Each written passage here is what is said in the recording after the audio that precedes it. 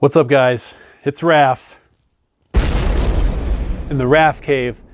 Thanks for coming by and checking out this video. I got another one for you. This is Home Theater Talk by request, asking about channel levels. All right, so guys, I'm just going to show you what I have for my system. Now, this isn't going to be the same for you guys, but I'll explain what I did for my system and a few philosophies regarding channel levels. Okay? All right, so first of all, the large and small debate, that's a whole nother video. For me and my personal taste, since I have large speakers with 10-inch woofers in them, I want to get the most potential from my front speakers as I can. So I set mine to large, so they're getting the full gamut of sound, top to bottom, and I set everything else to small. So that way, most of the bass that are all the other speakers are going to my subwoofers. Now, what I did differently with the large fronts is I added the subwoofer with the fronts LFE. So that way I'm getting bass on the sub and the front speakers. That's something else. So that's my configuration. I'm going to grab the remote of my Marantz. We're going to go to levels. All right, so this is what I have currently in my setup. You see a lot of negatives there. That's below reference, below zero. So now, general rule of thumb is, if your receiver has a calibration microphone, I would recommend using it. Because that way, you're going to get the best balance of crossover settings, levels, distances, bass and treble frequencies, all that good stuff, to make your speakers sound as best they can in your room. So for example, what I have with Marantz is Odyssey calibration. What's unique about that is I can go up to 8 positions of measurement. Now, the benefit of doing 8 positions is, say you have a nice row of seats like this, and you want everyone to experience good audio no matter where they're sitting.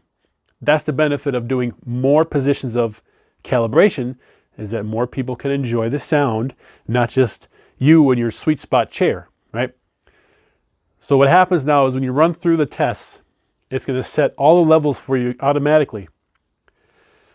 Now, I know there's the SPL meter. We'll get to that in a little bit. But the benefit of doing calibration is it automatically sets this for you. It sets all the levels for you the way they should be set because of the different positions in your room. Now, if you're to do this and then took your SPL meter and did the 75 dB in that one position, you're going to throw off everything else. You might as well not even done the calibration to begin with. So I would not recommend doing an SPL meter after you run calibration. Okay, so let it do calibration, and that's it, guys. Honestly, for my personal experience, I don't want to mess with anything they set. It's supposed to sound good. Now, if you didn't want to do calibration with the microphone and you wanted to use your own SPL meter to measure 75 decibels in your sweet spot, by all means.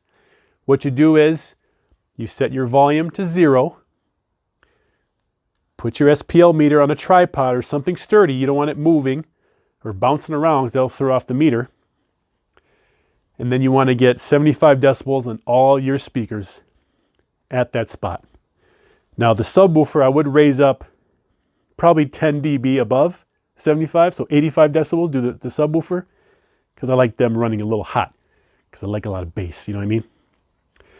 So that is what I would recommend.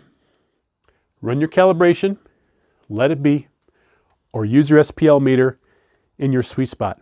Now, if you do the sweet spot in 4 different locations at 75 decibels, you're going to throw off everything.